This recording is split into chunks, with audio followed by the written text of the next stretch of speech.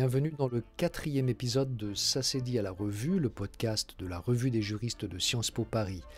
Cet épisode a été coproduit avec Sounds Like Portraits, un podcast dédié à la créativité dans tous ses états, produit et animé par Philippe Ingard.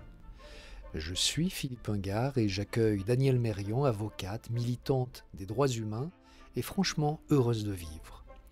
Au lendemain des attentats du 13 novembre 2015 à Paris, alors qu'elle dépose une fleur devant le Bataclan, un micro lui est tendu et son témoignage spontané, qui parle de fraternité tout en refusant l'amalgame entre musulmans et terroristes, prend alors une résonance médiatique immense. Dans sa jeunesse, elle a connu le mépris dans sa famille parce qu'elle était de sexe féminin. Elle a traversé 2 guerres et perdu il y a 25 ans Adrien, l'homme de sa vie, mais elle a très tôt décidé de ne pas se replier dans la peur et la victimisation. Elle a choisi d'agir en tant qu'avocate en droit pénal et droit de la famille, une carrière indissociable de ses multiples engagements contre la torture, la peine de mort, le sexisme ou encore contre l'excision des femmes africaines. De chacun de ces combats sans fin pour construire un monde un peu plus fraternel, elle dit qu'elle retire du bonheur, comme si le bonheur était donné par surcroît à celles et ceux qui ensemble se lèvent face à l'injustice et au scandale. Alors comment agir sans réagir? Comment poser un acte qui ne soit pas conditionné par la violence qu'il réprouve? C'est la question de la semaine. Écoutez la réponse de Danielle Mérion, mais pour commencer, elle m'a parlé de ce que toute sa vie, elle a toujours cherché. Toute ma vie, j'ai cherché à défendre les droits humains. Est-ce qu'il y a eu un déclic pour ça? J'ai eu 2 déclics. J'ai eu un déclic comme petite fille, parce que je suis née dans une famille classique. Donc en 1938, on préférait les garçons aux filles. Je trouvais ça particulièrement stupide. J'étais donc parfaitement révoltée contre une société que je trouvais parfaitement imbécile. Et donc, depuis que je suis haute comme ça, je remercie mes parents de m'avoir discriminée parce que d'être malheureux, ça rend intelligent et donc grâce à eux, j'ai appris à penser toute seule depuis la plus petite enfance. Ensuite, le deuxième déclic, ça a été pour moi de découvrir en 1945, j'avais seulement 7 ans, les photographies des camps de concentration que mon père a rapportées. Comme mon papa n'était pas vraiment un éducateur, il a dit à mes parents, à ma mère devant nous, il ne faut pas que les enfants voient ça. Donc je me suis précipitée à fouiller son bureau dès qu'il a été sorti. Et donc j'ai découvert l'abomination. Ça a été un choc dont je ne me remettrai jamais. Par exemple, je ne pourrais jamais jeter un petit morceau de pain, fût-il dur, parce que je penserais toujours ça sauverait une vie dans un camp de concentration. Donc, quand j'ai vu ce que l'homme pouvait faire à l'homme, je me suis dit, eh bien, moi, quand je serai grande, je ferai le contraire. J'aiderai mes frères humains en difficulté, comme je pourrais. Et Mais, donc, je suis devenue avocate. mais vous dites être malheureux, ça rend intelligent. C'est pas toujours vrai, c'est même loin d'être vrai. Il y en a qui se complaisent et qui alimentent des frustrations et des vengeances et des sentiments négatifs. D'où vient que vous ayez choisi, j'allais dire, le côté clair Ah, de... mais moi, j'adore la vie. Beaucoup de gens ne se remettent pas de leurs malheurs, mais moi, par définition, je me remets de mes malheurs. Je n'ai pas été sans malheur. J'ai connu 2 guerres, j'ai perdu l'homme que j'aimais il y a 25 ans d'un cancer, donc le malheur, je connais parfaitement. Mais je pense comme Camus que le bonheur est un devoir, donc vous avez devant vous une femme rayonnante, quels que soient ses malheurs. Est-ce que votre foi Ah, chrétienne est en jeu derrière ces tout à fait. engagements? Tout à fait. Elle m'a toujours soutenue. Ça a été pour moi une très grande joie de rencontrer une vieille dame protestante, Hélène Angèle, qui a créé l'Action des chrétiens pour l'abolition de la torture. Nous avions beaucoup souffert, mon mari et moi, de la guerre d'Algérie. Et donc, enfin, les chrétiens agissent. Ça a été pour nous qui avions vécu très très mal cette guerre, un très grand bonheur et je dois beaucoup à Hélène Angèle. Elle m'a appris le culot, cette femme modeste, réservée, qui n'était rien du tout sur le plan social puisqu'elle était victime comme nous toutes à l'époque de l'incapacité juridique de la femme mariée. Elle était donc bobonne et elle était la veuve d'un médecin. Elle n'était rien, elle était une grand-mère. Et elle a eu le culot avec son amie Édith Duterte, qui était également une veuve, également une bobonne, également une grand-mère. Elle a eu le culot d'aller voir tous les curés, tous les pasteurs, tous les popes, en leur disant, la torture, ça existe, nous sommes chrétiens, il faut agir. Chapeau.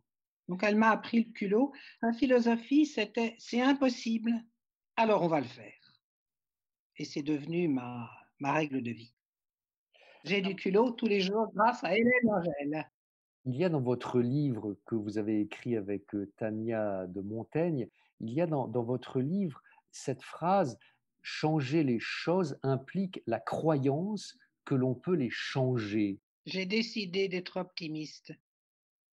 Je me souviens d'un professeur de philo qui disait: si l'humanité se souvenait de toutes les horreurs que les hommes se sont infligées, il n'y aurait plus une seule femme à mettre un enfant au monde. Il avait parfaitement raison. Et vous avez devant vous une femme qui n'attend qu'une chose, c'est d'être arrière-grand-mère, dans un monde abominable, comme vous savez.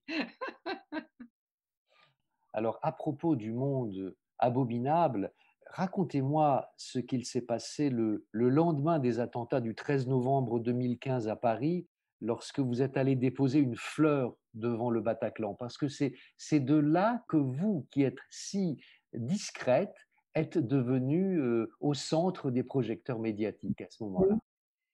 Bien, écoutez, dès que j'ai été libre, si j'ose dire, parce que je suis très occupée, donc c'est seulement le lundi matin que j'ai été porter des fleurs au Bataclan.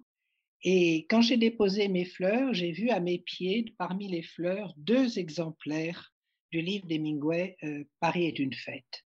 Ça m'est immédiatement aperçu comme la réponse à Daesh.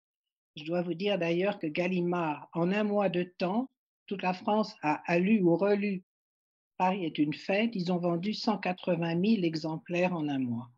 Et d'habitude, Gallimard en vendait 6 000 par an.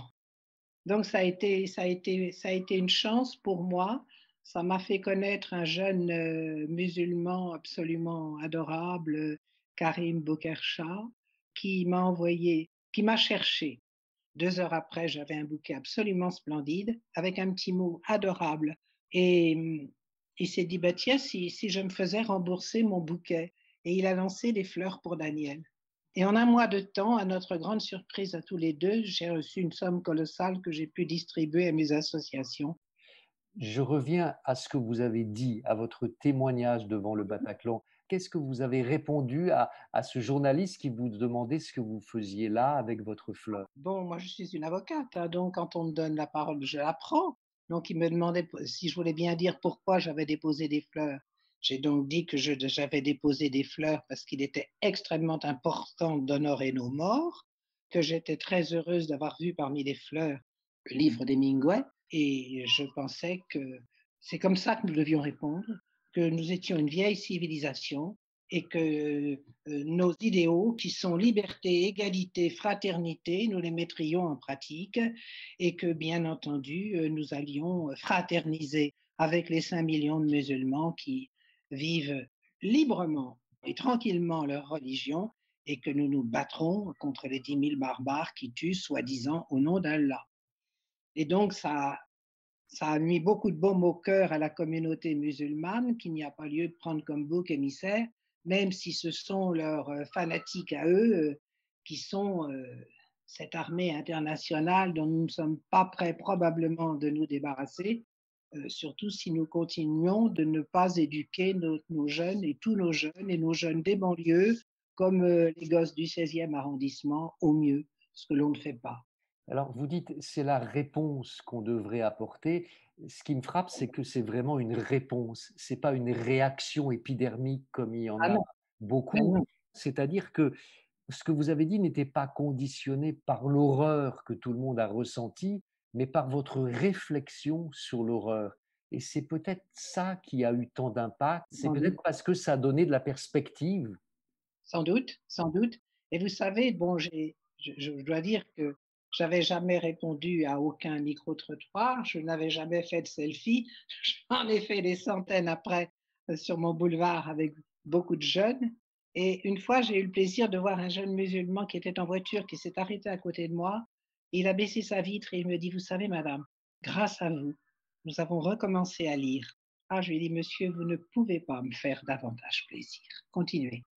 Vous le disiez, vous avez une carrière d'avocate et parallèlement, vous avez été, comme vous le soulignez aussi, engagée contre les exactions de tous les bords, que ce soit celle des Français pendant la Oui, guerre d'Algérie, celle de Videla en Argentine, celle des communistes en Union soviétique. oui. Vous êtes encore contre la torture, contre la peine de mort, contre le sexisme, contre l'excision des femmes.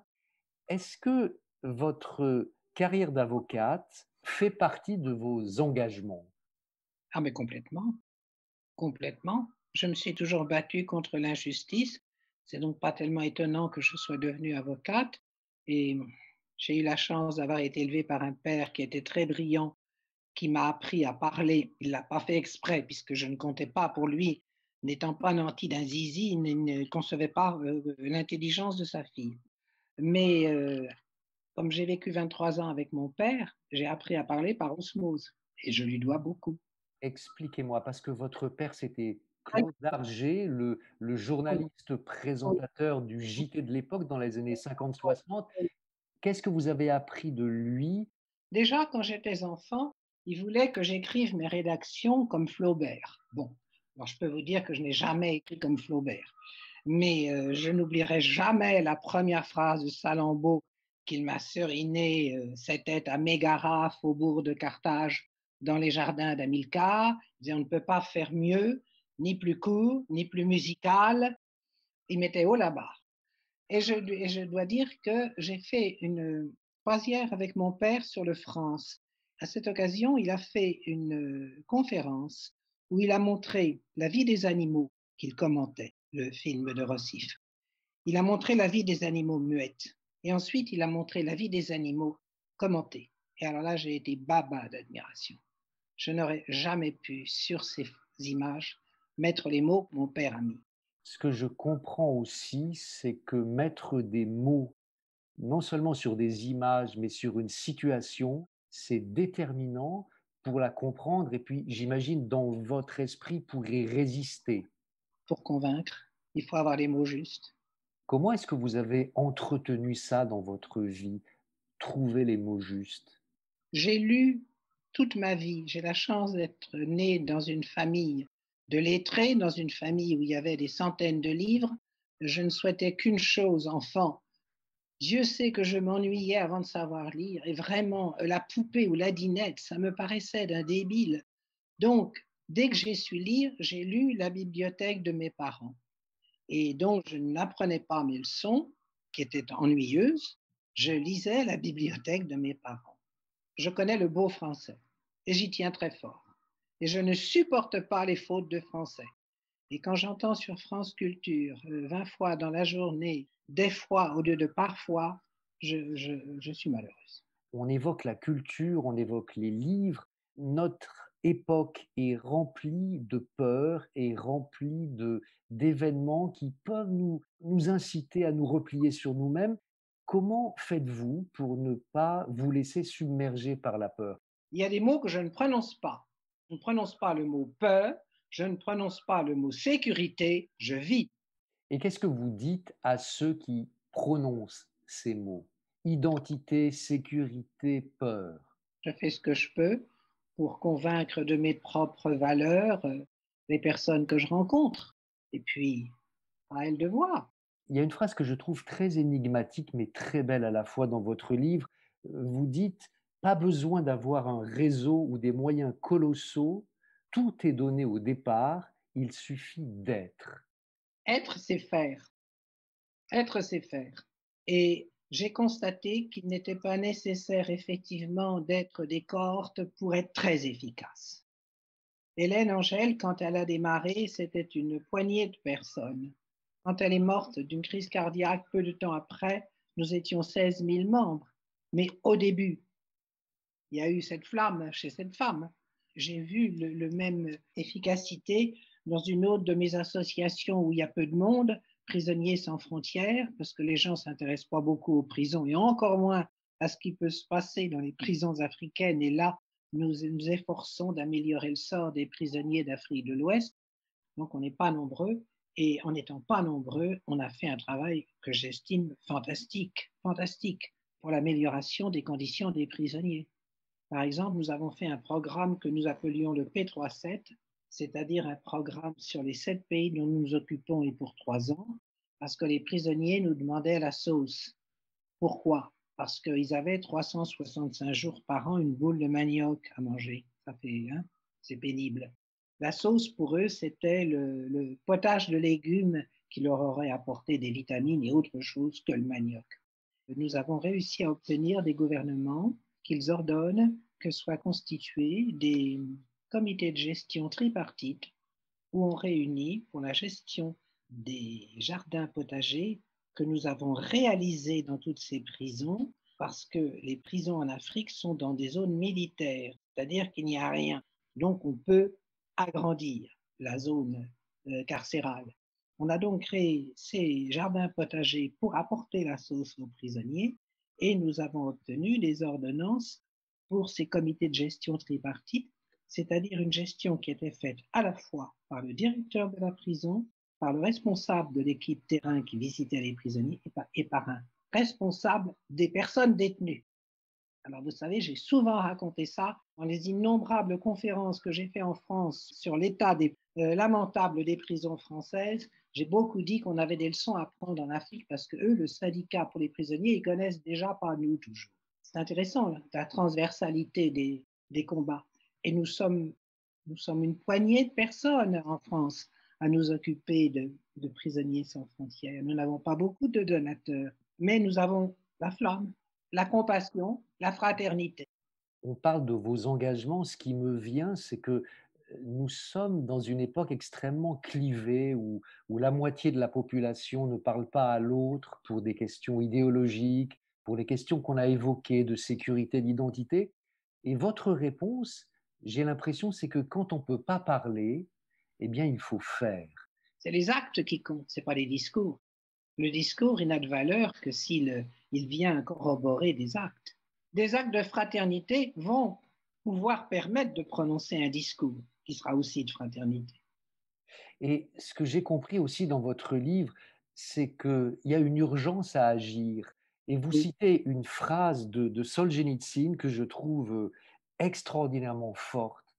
Voilà ce qu'il dit: nous devons condamner publiquement l'idée même que des hommes puissent faire violence à d'autres hommes en taisant le vice, en l'enfouissant dans notre corps pour qu'il ne ressorte pas à l'extérieur, nous le semons et à l'avenir, il n'en donnera que 1000 fois plus de pouces. Autrement dit, l'indifférence n'existe pas. Si on refuse de s'engager contre le mal, contre le négatif en général, eh bien, tout ça travaille en nous et se répand en dehors de nous. Je trouve ça extraordinaire comme phrase. Il faut travailler à faire advenir la vérité. Il y a eu beaucoup trop d'hommes, que ce soit des politiques ou que ce soit des intellectuels, qui ont, par idéologie, caché la vérité. Donc on était communiste, donc il n'était pas question de parler du goulag. On était maoïste, donc il n'était pas question de dire combien de millions d'hommes Mao a supprimé, et ainsi de suite. Donc il faut avoir le courage de la vérité. Il n'y a pas eu tellement de gens en France à avoir le courage de la vérité. Il y avait Camus. Il disait qu'un artiste se doit de dire. En somme, l'artiste, pour lui, c'est quelqu'un qui doit parler pour ceux qui sont muets derrière les barreaux. Mais il y a aussi ceux qui sont muets et qui ne sont pas derrière les barreaux. Comment leur donner courage? Il y a déjà l'égoïsme qui fait qu'on peut rester muet. Cette aptitude à ne penser qu'à soi-même, à sa petite famille, son métier, sa retraite, c'est grand dommage, l'égoïsme, parce que tous ces gens qui ne s'occupent que d'eux-mêmes, ils ne savent pas tout ce qu'ils perdent, ils ne savent pas toutes les amitiés qu'ils perdent, ils ne savent pas tout ce qu'on reçoit quand on donne. On reçoit infiniment plus quand on donne toujours. Donc, je me suis fait un nombre considérable d'amis grâce à mes engagements, notamment dans la jeunesse, et c'est ce qui me fait le plus grandement plaisir, c'est mon amitié avec les jeunes, évidemment. Par rapport à la question que je posais, qu'est-ce qui peut sortir finalement la majorité des personnes de leur léthargie? Ce qui me vient, c'est que c'est l'exemplarité qui est inspirante, comme elle a été inspirante pour vous-même. Oui, oui. Les jeunes me disent toujours que je suis inspirante. Je suis très contente d'aller les voir dans les facs. Est-ce qu'il y a une question qu'ils vous posent et qui vous étonne particulièrement, ces étudiants? Ce dont je me souviens, c'est qu'une fois à la Sorbonne, les jeunes filles me disaient qu'elles étaient harcelées par leurs copains et pire, par leurs profs, et que donc il fallait passer à la casserole pour le mémoire, pour la thèse. Et je leur disais, il n'y a que l'union qui fait la force, hein. Si vous n'avez pas un combat collectif, les choses continueront. S'il y avait 30 plaintes par jour sur le bureau du directeur, peut-être qu'on commencerait à penser à un autre monde. Aujourd'hui, grâce à MeToo, les langues se délient. Bon, les choses commencent à changer, mais il y a vraiment beaucoup de boulot, hein, parce qu'on en apprend absolument tous les jours sur toutes les grandes écoles. Est-ce que c'est de pire en pire ou est-ce qu'on connaît mieux une situation qu'on a peut-être déniée jusque-là? Peut-être. Je sais que grâce à MeToo, je me suis mis à parler des agressions sexuelles que j'avais connues dans ma vie, alors qu'évidemment, avant, je n'en avais jamais parlé. Je l'avais toujours tu. Et maintenant, je me dis, mais il faut en parler. Il faut en parler pour que justement ça délie d'autres langues. Il faut dire la vérité. Vous êtes très engagé, il vous arrive, j'imagine aussi, d'être parfois très découragé. Qu'est-ce qui vous remotive quand vous êtes découragé, quand vous vous sentez un peu las? Je reçois quotidiennement, quasiment, des jeunes filles africaines réfugiées en France pour cause d'excision et de mariage forcé avec de vieux polygames. J'ai beaucoup d'admiration pour ces jeunes femmes dont vous n'imaginez pas à quel point elles ont souffert. On les marie enfants à de vieux polygames, ce qui veut dire qu'on les sort de l'école, on leur interdit d'exercer un métier, elles doivent rester dans la cour, elles sont l'esclave économique de plusieurs dizaines de personnes, toutes les premières femmes du vieux polygame, leurs enfants, et un corps de femme dans les sociétés dont je m'occupe, c'est rien du tout. C'est-à-dire qu'elle appartient totalement, elle est une chose pour son mari qui la torture. Mais quand je dis qu'il la torture, si je n'avais pas vu de mes yeux les cicatrices qu'elle porte, je ferais comme saint Thomas, hein, je ne le croirais pas. Elles sont attaquées par leurs chers vieux maris polygames qui ont l'âge d'être leur grand-père. Elles sont attaquées à l'eau bouillante, au fer à repasser, à la cigarette, au fouet, j'en passe. Et ces femmes, elles me donnent du courage tous les jours parce qu'elles sont tellement vaillantes. En général, quand elles fuient, ça n'est pas l'excision parce qu'aucune n'a jamais su en Afrique, même pas une de mes adhérentes qui était en 4e année de médecine à Conakry, n'ont jamais su en Afrique qu'on réparait le clitoris en France. Donc, ce n'est pas pour se faire réparer qu'elles viennent. Elles viennent le jour où elles n'en peuvent plus des viols et des tortures qu'elles subissent de la part de leur vieux mari qu'elles haïssent, alors qu'elles adorent les enfants qu'elles ont eus de ces hommes.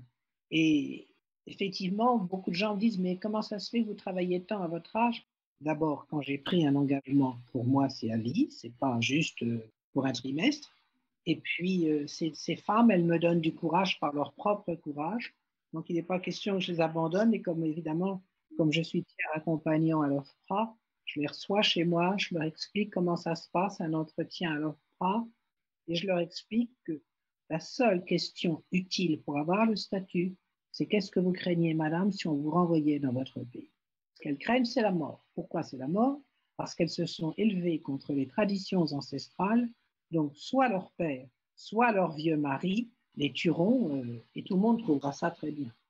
On verra une jeune femme en pleine forme un soir, le lendemain matin, elle est morte, toute la rue sait pourquoi, le crime d'honneur, c'est normal, il y a une impunité totale, on enterre et on n'en parle plus.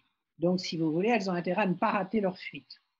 Et combien m'ont raconté avoir été reprises, fouettées, dans des conditions mais inimaginables. Si une jeune femme n'en peut plus d'être torturée et si elle revient chez ses parents pour dire je voudrais passer une nuit chez vous, il n'en est pas question. On appelle le vieux mari qui la fouette devant ses parents qui ne disent pas un mot, tu dois obéissance à ton mari. Il y a un très bon roman qui vient de sortir, Les Impatientes, l'histoire de trois femmes à qui on dit toujours, vous devez être patiente, que vous devez tout supporter sans rien dire. Et donc, en français, on a traduit le titre par Les Impatientes. Et j'en recommande la lecture pour commencer à savoir ce que vivent les femmes en Afrique de l'Ouest. Ce livre que vous avez écrit avec Tania de Montaigne s'intitule « Nous n'avons pas fini de nous aimer ».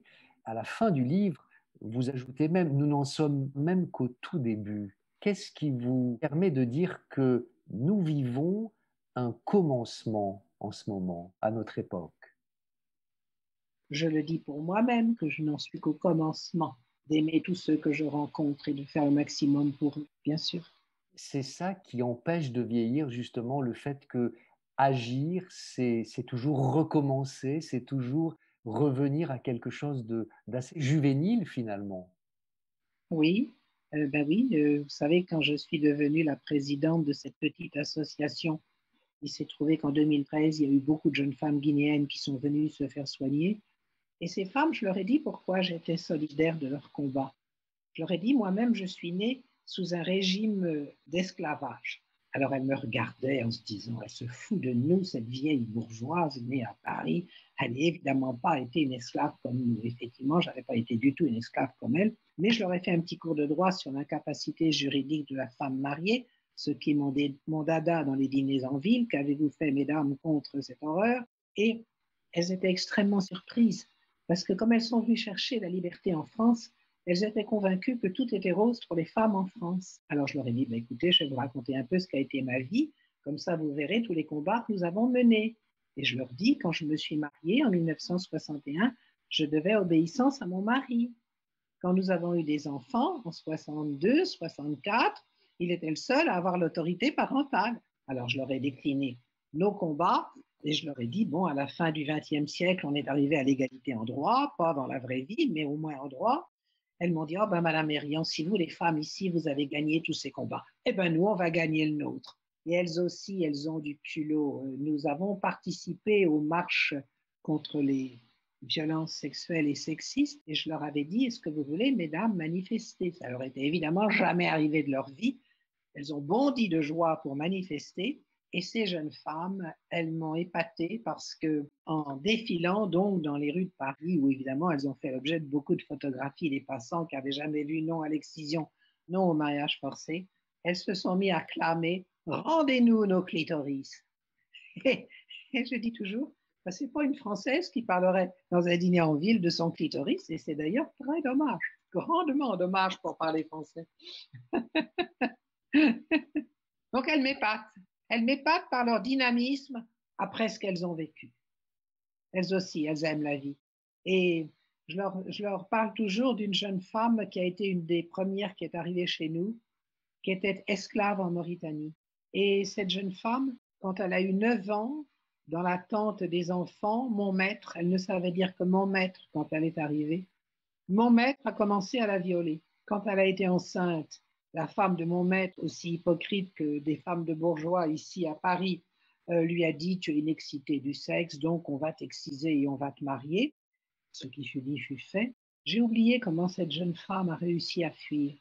Toujours est-il qu'aujourd'hui, c'est ce que je dis aux nouvelles qui sont si angoissées de leur statut, de leur avenir.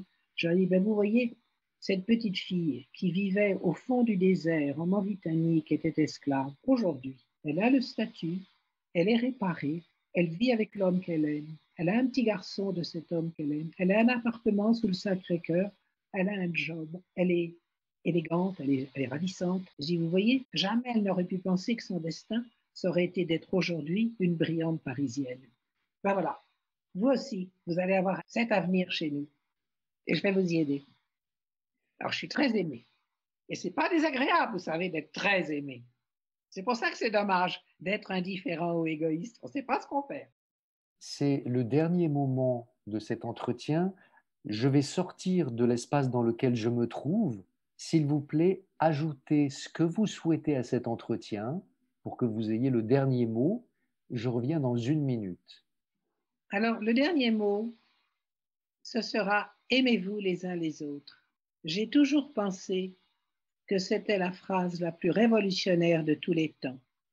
Et donc, mon utopie, ça serait qu'on enseigne aux petits garçons, dès la maternelle, la non-violence et pendant tout le cursus scolaire, afin que peut-être un jour, les hommes cessent de se faire la guerre.